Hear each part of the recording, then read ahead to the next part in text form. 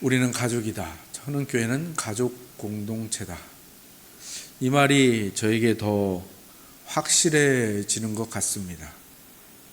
제가 담임이 되어서 그렇기도 하지만 올해 초에 조옥재 권사님 돌아가셨죠. 그리고 5월에는 또 안임수 지사님 부군, 우리 황호성 지사님 아버님 돌아가시고 또 지재한 집사님 또 돌아가셨어요. 그리고 우리 어르신들이 또 연세 있으신 분들이 또 많이 아프시고 통증, 수술, 골절, 우리 서우 목사님까지 또 수술하시고 또 아프시고 고생하는 모습을 보면서 그런 생각이 딱 들더라고요. 천흥의 그 1세대, 첫 세대가 저물고 있다라는 그런 생각을 하게 됩니다. 그게 나쁜 의미의 저물음이 아니라 그분들이 이제 하나님이 주신 사명과 소명을 이제 마치셨구나라는 그런 생각들이 들면서 천흥교회는 진짜 가족이구나. 우리 일대 분들이 이렇게 가족을 위하여 힘쓰고 또 기도했던 그리고 심었던 모든 것들이 이제 지금 천흥 공동체가 누리고 있구나, 축복받은 가족과 같다라는 생각이 더 강해지고 있습니다. 정말 한 가문의 역사가 흘러가듯이 이어져 오는 이 흐름을 보면서 우리 천흥 공동체가 가족 공동체라는 것을 정말 다시 새롭게 확인하게 되고 또 깊은 감사가 나오게 되었습니다. 그런 의미에서 오늘 본문을 그저 과부를 돕고 말고 이런 식으로 보는 것보다는 교회 공동체 안에 여러 세대가 함께 살아가고 또 여러 형편을 가진 그 지체들이 함께 살아가는데 그 세대와 세대 또 형편과 형편이 다른 이 둘을 어떻게 이해하고 서로를 어떻게 대해야 하는지, 또 그 가운데 주의해야 될 부분은 무엇이고 또 방향해야 될 무엇은 무엇인지, 이 바울이 권면하는 큰 의미에서의 그 권면으로 나누어 보고자 합니다. 그래서 오늘 본문을 한 3가지 정도로 살피면서 은혜를 나누고자 합니다. 첫 번째로 교회가 가족 공동체라고 말씀을 드렸는데 그 안에 이제 세대가 나뉘는데 그냥 오늘 본문에 나오는 것처럼 늙은이와 젊은이, 늙은 자와 젊은 자 이렇게 나눈다면, 그러면 이것을 교회에서는 어떻게 바라보고, 늙은 자들을 어떻게 바라보고 젊은 자들을 어떻게 바라보고, 또 늙은 자는 어떻게 해야 되고 젊은 자는 어떻게 해야 되는가, 그런 식으로 첫 번째 늙은 것과 젊은 것을 신앙적으로 교회적으로 우리가 어떻게 받아들여야 하는가 살펴보겠고요.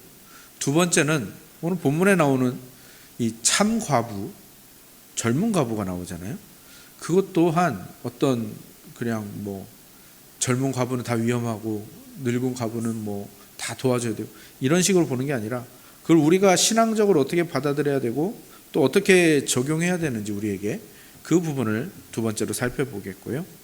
세 번째로는 그렇게 여러 세대와 여러 형편을 가진 이들이 모인 이 가족 공동체로 살아가는 것은 무엇인가, 또 어디로 향하고 있는가, 그것을 살펴보며 말씀을 마무리하겠습니다. 그렇게 3가지로 살펴보겠습니다. 첫 번째로 늙었다라는 것, 또 젊다는 것, 이거를 우리가 교회적으로 신앙적으로 어떻게 받아들여야 하는가, 이것은 매우 중요합니다. 특히 제가 이제 3기 사역을 맡았는데 1세대와 2세대를 우리 3세대들이 어떻게 돼야 되는지 우리가 분명히 해야 합니다. 특히 1세대들. 그냥 세상적인 시각으로 보자면 늙는다는 것은 매우 슬픈 일이죠. 그죠? 약해지고 정말 또 고장이 나고 정말 어떤 일도 제대로 할 수 없는, 그렇게 쇠약해지는 것으로밖에 볼 수 없죠. 그래서 늙는다는 것은 매우 슬픈 일인 것 같습니다. 물론 우리 성도님들이 소천하시고 아파하시고 약해져 가는 것을 보고 또 노인대학에 빈자리가 하나 둘 생기는 것을 보면 굉장히 마음이 아픕니다. 저도 그 세상적인 시각에서 완전히 벗어나지는 못하는 것 같습니다. 그리고 연약해져가는 자신을 굉장히 못마땅해 하고 또 자존심 상해하며 또 우리 이 점점 교회에서도 그렇고 사회에서도 그렇고 점점 자신의 자리가 없어져 가는 것처럼 생각하시는 우리 어르신들, 저는 1세대를 보면 안타까운 마음이 들기도 합니다. 그런데 우리가 이 어르신들을 좀 더 긴 시선으로, 또 우리 어르신들도 자신과 동년배들을 바라볼 때 좀 더 긴 시선으로, 그리고 영생을 기준으로 해서 바라볼 필요가 있습니다. 왜냐하면 영생을 기준으로 해서 바라볼 때는 이 늙어간다는 것이 생각보다 그렇게 나쁜 일이 아닙니다. 특히 우리 어르신들에게는 긴 인생을 걸어오신 경험과 기억이 있죠. 그 경험과 기억 속에는 기쁨, 슬픔, 아픔, 즐거움, 여러 가지 것들이 있을 겁니다. 근데 그 모든 것들이 추억이고 인생을 살아온 힘이고 그 인생을 버텨온 어떤 근거와 기록이지 않습니까? 이것은요, 젊은이들은요 결코 가질 수 없는, 글로 배웠다라는 말이 있잖아요. 글로 배워서 할 수 없는 것들을 이미 우리 어르신들은 가지고 계신 거죠. 그러니까 우리 어르신들은 그것을 다음 세대에게 들려주고 말해주고 그것을 가지고 도와줄 수 있는 거예요. 이거 어르신들만 할 수 있는 겁니다. 그리고 영생을 기준으로 자기를 바라보는 사람만이 할 수 있는 일이죠. 신앙의 인생을 살아온 선배, 우리 어르신들, 그분들이 영적인 어버이로 경험한 모든 것은 그분의 영광스러운 훈장입니다. 그것이 실패였든 성공이든 상관없습니다. 모든 것이 훈장이고요. 그 기쁨, 슬픔, 아픔, 즐거움, 고통까지도 모두가 다 다른 세계 물감이 되어서 그린 아름다운 그림이 바로 우리 어르신들의 인생인 거죠. 그러니까 우리 어르신들의 그 흰 머리와 주름 속에는 그 영광스러운 훈장과 그 아름다운 그림들이 담겨 있는 겁니다. 그래서 성경에서 잠언은 뭐라고 표현합니까? 백발은 영화의 면류관이다. 공의로운 길에서 얻으리라. 늙은 자의 아름다움이 백발이라고 분명히 말하고 있고요. 늙은 것이 나쁜 것이 아니라 하나님 안에서 영광스러운 것이라는 것을 분명히 말하고 있습니다.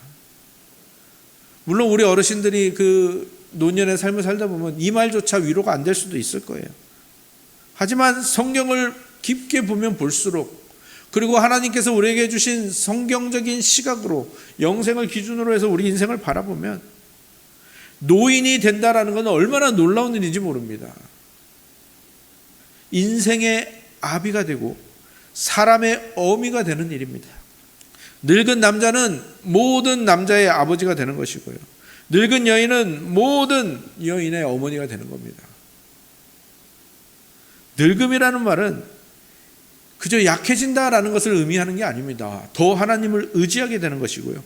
그래서 더 넉넉해지고 품을 수 있는 사람이 많아진다라는 뜻입니다. 특히 한 부모가 되어 간다는 것, 그것이 육적인 자녀든 또 영적인 자녀든 상관이 없습니다. 부모가 되어가고 어버이가 되어서 늙어간다라는 것은 뭐냐? 그거는 하나님의 마음에 그만큼 더 가까이 간 겁니다. 이거는 그 조손, 손주까지 본 그분들만이 가질 수 있는, 그분들만이 헤아릴 수 있는 하나님의 마음이 있다고요. 그거를 가지고 계신 겁니다.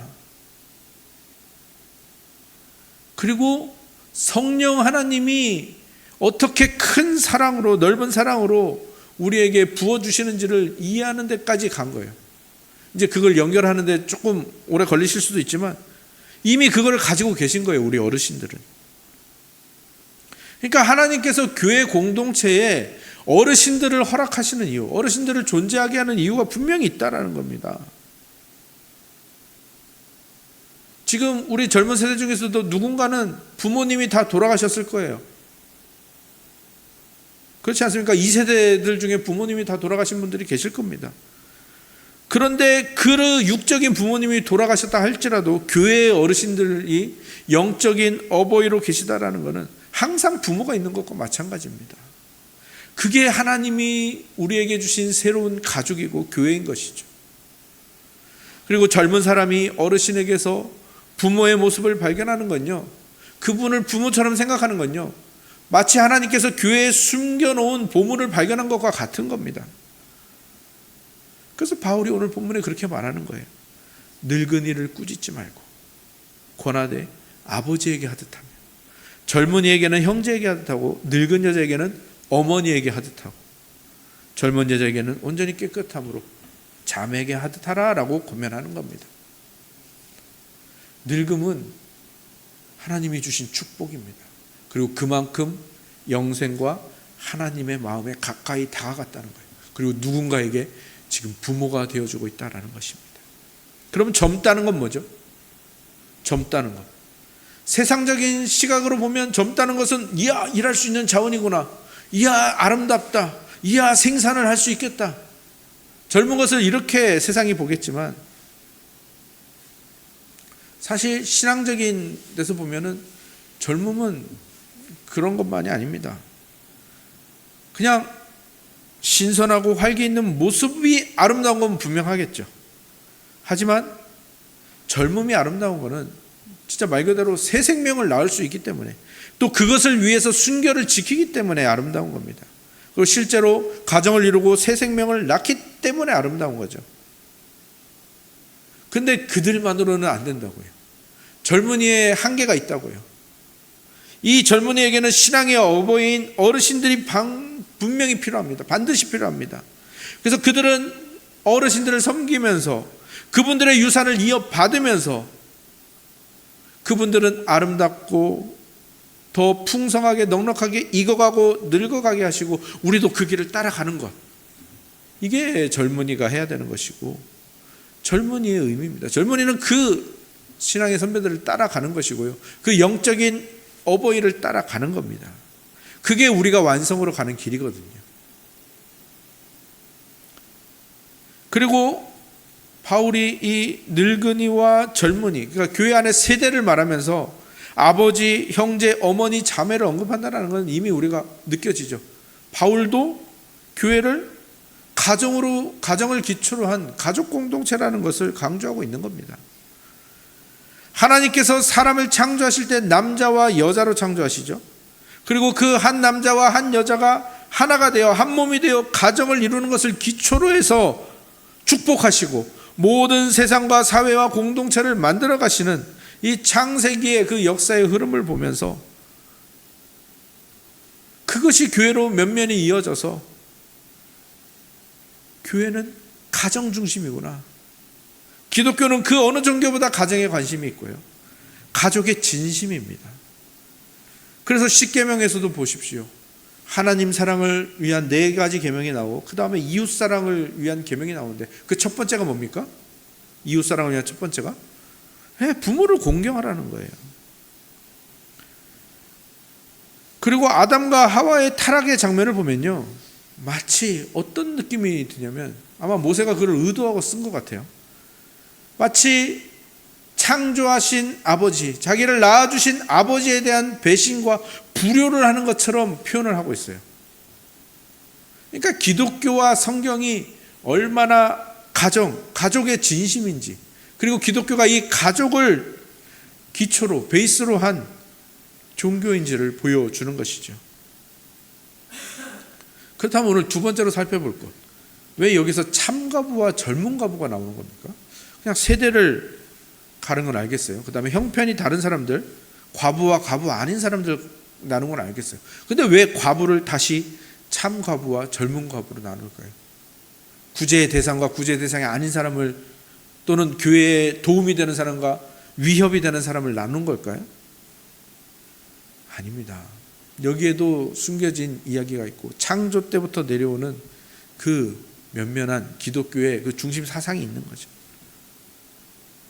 특히 이 시대에는 그것이 이들에게 굉장히 잘 설득이 된 이유는 남자들이 먼저 죽는 일이 흔했어요.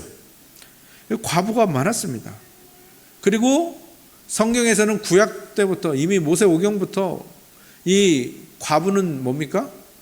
도와야 할 대상 1순위입니다. 과부, 고아, 나그네.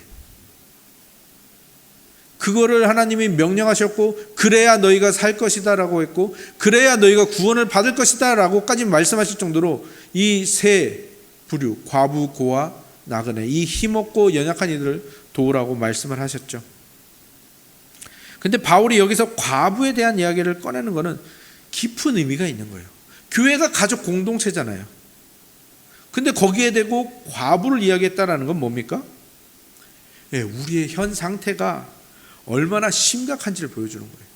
하나님이 가족을 중심으로 이 세상을 창조하셨고 가족을 중심으로 이 축복을 하셨고 가족을 중심으로 교회가 세워지게 됐는데 과부라는 건 뭡니까? 예, 이 가정 그리고 그 교회 가족 공동체인 교회가 얼마나 깨져 있는가 그리고 그 공동체를 이루는 우리가 얼마나 죄로 인하여 오염되어 있고 그래서 얼마나 심각한 상황인가를 보여주는 거죠. 하나님이 맺어주시고 하나님이 그렇게 중요하게 여기는 가정이 많은 경우에 남편이 먼저 죽고 여인이 홀로 과부로 남겨진 모습이 되었다는 것이 얼마나 타락이 심각한 것이고 얼마나 죄의 영향력이 큰지를 보여주는 대목인 겁니다. 그래서 우리의 현 상태와 이제 세대, 늙은 세대와 젊은 세대 이걸 다시 한번 연결하는 겁니다. 그래서 나오는 게 참 과부죠. 과부라는 우리의 형편과 이 늙은 세대를 함께 묶은 것이 참 과부라는 개념입니다. 이 참 과부는 뭡니까?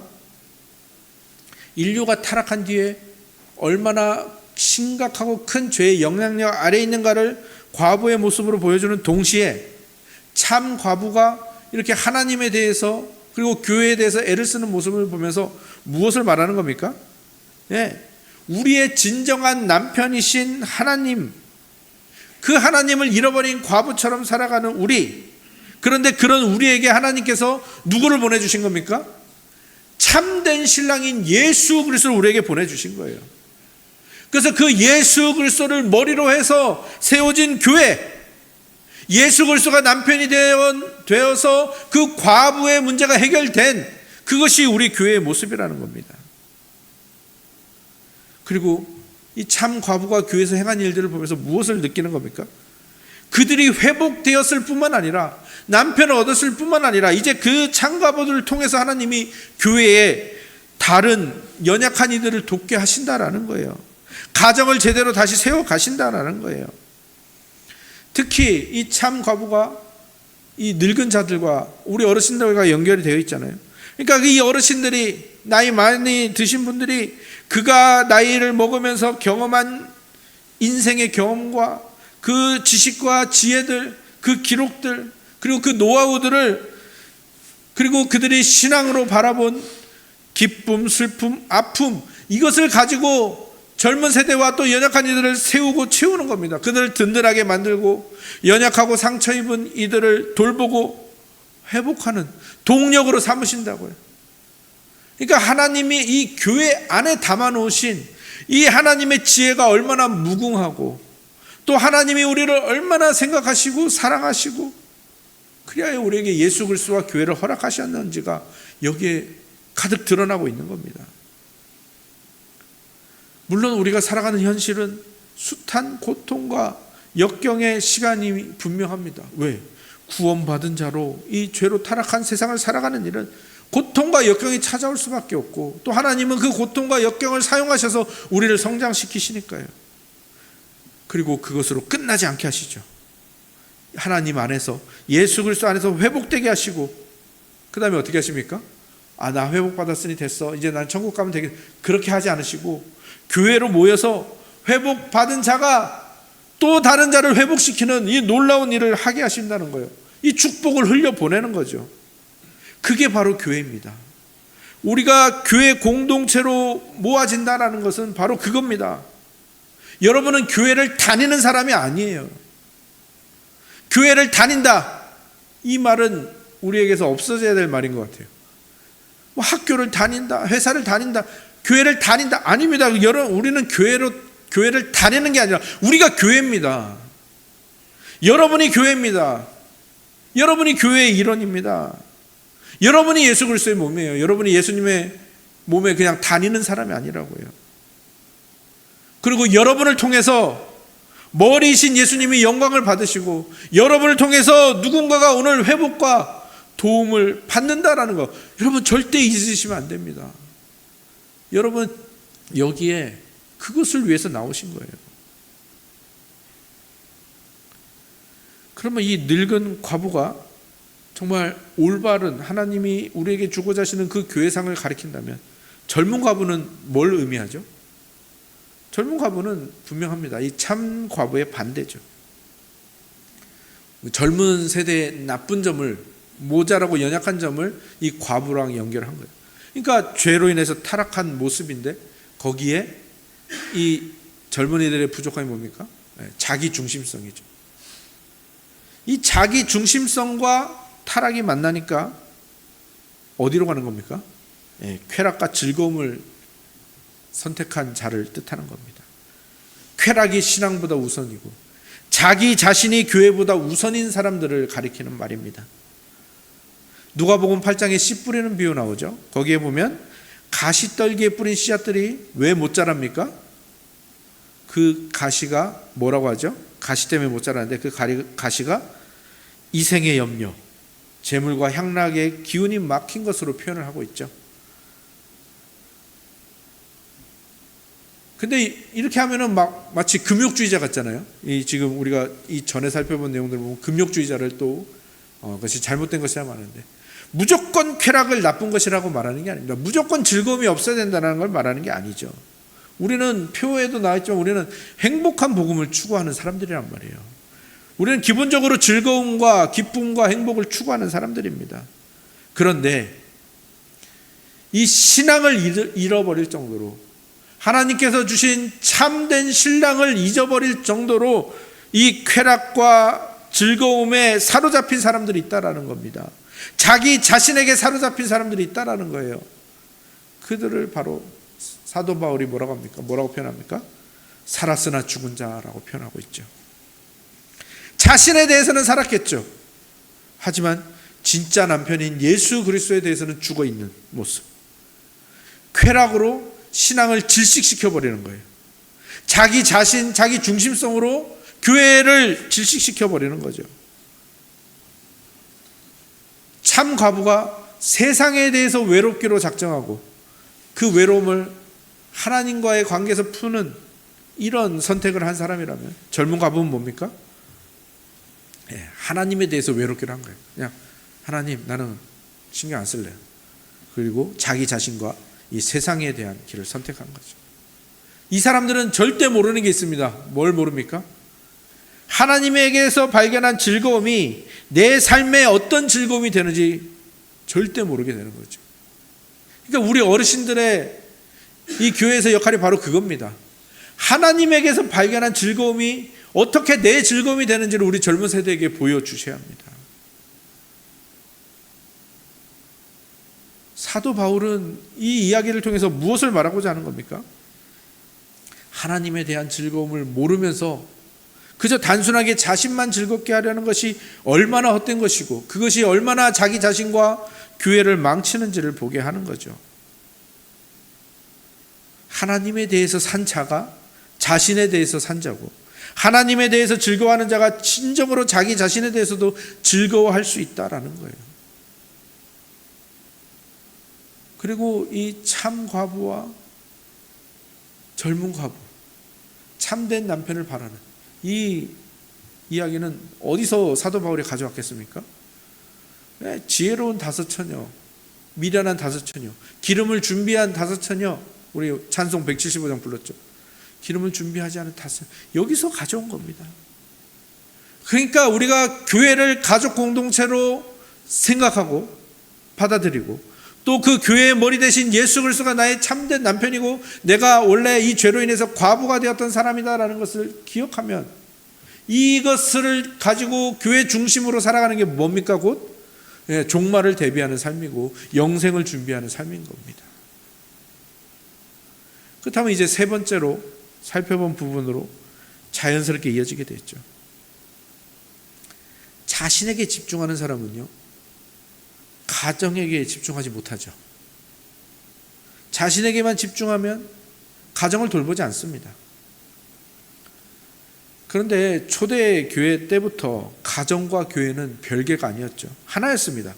교회가 가정에서 시작되기도 했지만 우리가 감독과 집사의 이 자질들에 대해서 배울 때 꼭 들어가는 게 뭡니까?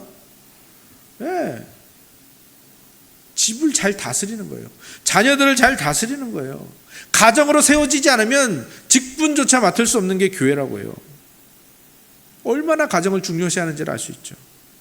또 사도 바울은 오늘 본문에서 뭐라고 합니까? 자기 친족, 특히 자기 가족을 돌보지 않으면 믿음을 배반한 자고 불신자보다 더 악한 자라고 선언하고 있습니다. 가정을 돌보는 것이 기독교의 뿌리라는 걸 배우라는 겁니다.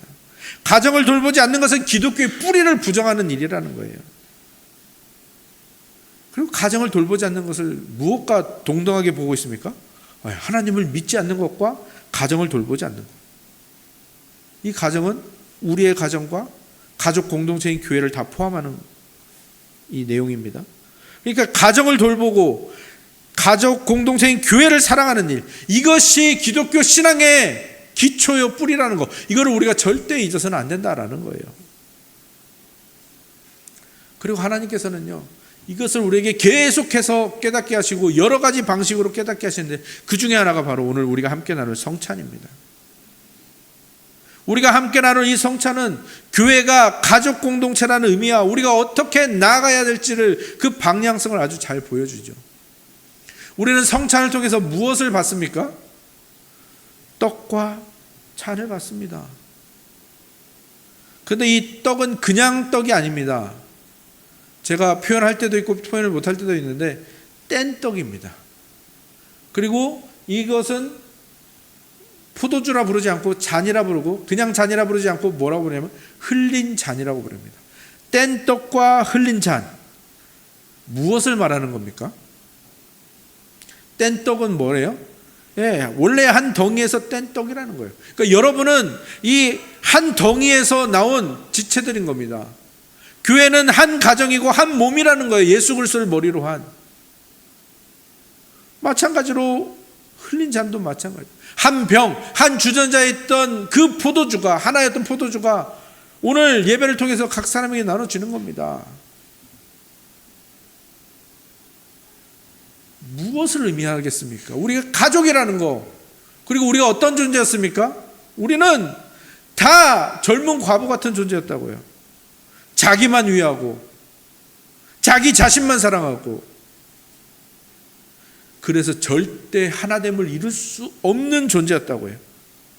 그런데 우리가 어떻게 지금 여기 함께 모여서 예배하고 한 교회가 되고 한 몸이 된 겁니까? 이 성찬을 주신 예수 그리스도로 말미암아 하나가 되었다라는 거예요. 그리고 이 성찬을 받는 것은 우리가 이제 예수님으로 인해 하나가 되었음을 고백하였으니 이제 이 하나됨은 그 아무도 깨트릴 수 없다. 그 어떤 것도, 천사도 마귀도 이 세상의 어떤 힘도 이것을 깨트릴 수 없다. 예수님이 포기하지 않는 한 이것은 깨지지 않는다라는 것을 우리가 고백하는 겁니다. 성찬을 통해서. 그리고 동시에 이제 하나님, 이 하나됨을 위해서 애쓰겠습니다. 그리고 이 가족 공동체를 사랑하는 데 애쓰겠습니다 라고 고백을 하는 겁니다. 여러분이 하는 신앙의 모든 행위가 거기에 맞춰져 있는 겁니다. 헌금도 마찬가지고, 주방 봉사도 마찬가지고, 구역 모임도 마찬가지고, 우리가 하는 모든, 심지어 설문조사까지도 마찬가지입니다. 서로를 사랑하기 위해서 하는 겁니다. 이 가족 공동체가 어떻게든 더 하나가 되기 위해서 하는 겁니다. 모두가 다 교회 사역이 거기에 맞춰져 있는 겁니다. 하나됨을 위해서 힘쓰겠습니다. 늙은 자는 젊은이를 인도하고 그의 어버이가 되어주고 모범이 되어주고 안아주는 자가 되겠습니다. 성찬을 받으면서 고백을 하는 거예요. 젊은이들은 무엇을 고백합니까? 하나님이 먼저 세우신 우리 1, 2세대 이 우리의 신앙의 선배들을 따라가겠습니다. 어버이로 모시겠습니다. 본받겠습니다. 존경하겠습니다. 그 고백을 하는 겁니다. 우리는 가족입니다. 우리가 말씀 처음에 고백했죠. 우리는 가족이라는 것을 고백하는 거예요. 우리 모두가 원래는 자기 중심성과 자기 쾌락만 쫓던 젊은 과부였는데 하나님의 사랑으로 예수 그리스도를 우리의 참 남편과 우리의 머리로 보내주셔서 우리가 이 교회가 되었으니, 참 과부가 되었으니 이제 그 참 과부의 길을 가겠습니다. 죄로 인하여 망가졌으나 하나님으로 인하여 회복되어 그 회복을 나누어주는 자로 가겠습니다. 성찬에 담긴 고백인 겁니다. 사랑하는 성도 여러분, 여러분은 더 이상 나로 존재하는 사람들이 아닙니다. 개인으로 존재하는 사람들이 아니에요. 여러분들은 이제 나로 존재하지 않고 교회로 존재합니다. 복음이 우리를 그렇게 만들었고요. 예수 그리스도가 그렇게 만들었고, 하나님이 그 예수 그리스도를 우리에게 보내주신 거죠. 이제는 여러분 안에 그 자기 중심성을 쫓던 그것, 자기의 쾌락을 쫓던 그것, 젊은 과부의 행태를 이제는 우리가 버려야 됩니다. 점점 내려놔야 돼요. 한 번에 되지는 않겠지만. 그리고 서로를 세워주고, 서로를 채워주고, 서로를 도와주고, 도움받고, 사랑하고, 존경하고, 안아주고, 앞에서 끌어주고, 뒤에서 밀어주고, 그런 존재가 되기 위해서 애를 써야 하는 것입니다. 천은교회는 3기 사역을 시작했죠. 제가 목회자로 선출되고 또 우리 직분자들이 선출되었습니다. 지금 이 시기가 제일 위험합니다. 마귀가 틈타기 딱 좋은 시대죠. 2기에서 3기로 넘어가는 이 시기. 그럼 우리는 그 마귀의 틈탐을, 이 위험한 시기를 어떻게 방어하고 어떻게 우리 교회를 지켜낼 수 있습니까? 네, 참 과부의 길로 가시면 됩니다. 교회 공동체를 사랑하고, 여러분이 하는 모든 일이 이 교회 공동체를 사랑하는 일이고, 우리가 타락과 죄로 인해서 원래 그 일을 할 수 없었는데 예수 그리스도 때문에, 예수 그리스도가 나의 참된 남편이 되어주시고 그분이 머리가 되어서 이룬 이 가족을 받았다라는 이 감사가 넘치는 삶. 그래서 이 한몸됨을 깨트리는 요소들을 하나씩 제거해 나가고, 그게 내 안에 있을 수도 있고 우리 안에 있을 수도 있는데 그걸 함께 제거해 나가면서 이 한몸됨을 든든히 하는 섬김과 양보와 회복과 안아줌의 길로 나아가려고 몸부림치는 것, 그것만이 이 교회 공동체를 든든하게 만들고 그 마귀의 공격들을 막아낼 수 있는 거죠.